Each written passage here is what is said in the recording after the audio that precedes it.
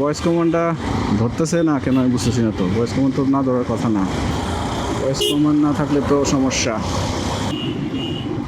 বুঝলাম না ভয়েস কমান্ডটা কেন একটু তেনা পেঁচা করতেছে, এরকম তো করার কথা না।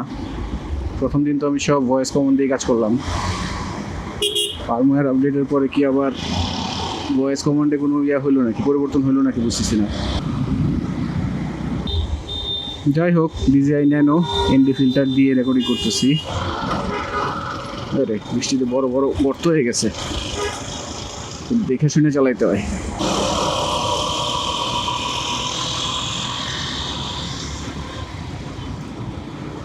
সংসদ ভবনের সামনে আছি এখন, যাবো একটু সোবানবাগ। আরে মজাই মজা, হেলমেট নাই, এনজয়। পুলিশও দেখি কিছু কয় না, পুলিশও ঘুমাইতেছে মনে হয় নাকি।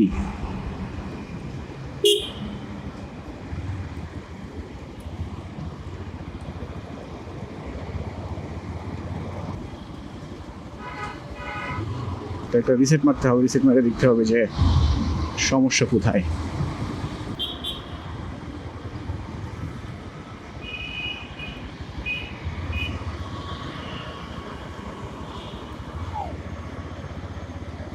প্লাজা এয়ার আছে, ওইটাই তো প্লাজা এয়ার।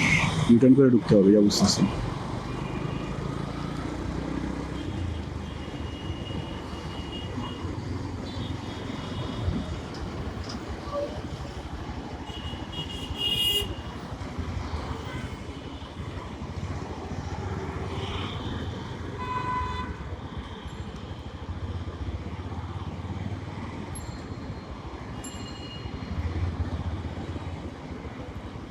পার্কিং আছে, পার্কিং আছে, পার্কিং আছে।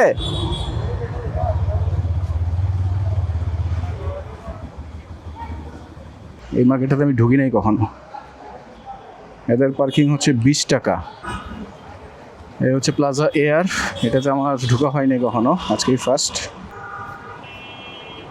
সুবর্ণবাগ মসজিদের ঠিক উল্টা পাশে।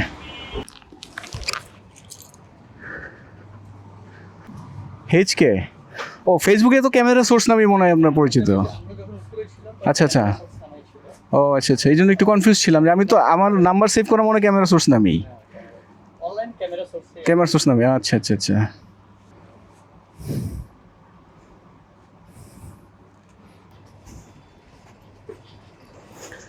জায়গায় যাচ্ছিলাম, সেই কাজ হয় নাই, এখন আবার বের হয়ে যেতেছি। দেখি ভাইয়া, ভাবছিলাম কি এনএফএরটা হবে কিন্তু হয় নাই। এখন বিষয় হচ্ছে যেহেতু হয় নাই সেহেতু আমাকে এইভাবেই যেতে হবে, এইভাবেই রাখতে হবে আপাতত। আমার কাছে মনে হয় না দরকার আছে এনএফএরটা। আবার খুব অল্প সময়ের মধ্যেই বের হয়ে যাচ্ছি। বৃষ্টি নামার আগেই ভালোই ভালো পৌঁছে যেতে পারলে ভালো, আশা করি পৌঁছে যেতে পারবো। 27-এর ইউটার্নটা তো বন্ধ, এই ইয়াটা বন্ধ, ইউটার্নটা বন্ধ। এখন সোবানবাগ থেকে ইউটার্ন করে তারপর আসতে হয় 27-এ, এমন একটা অবস্থা।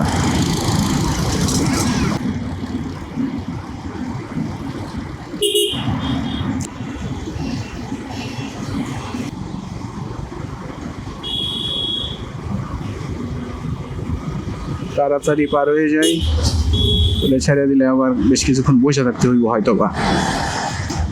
যদিও আমি শিওর না, কিন্তু তারপরেও তাড়াতাড়ি পার হয়ে যাওয়াটা বেটার। আবার রোদ একটুখানি উঠেছে, হয়তো 2 মিনিটের জন্য চলে যাবে একটু পরেই।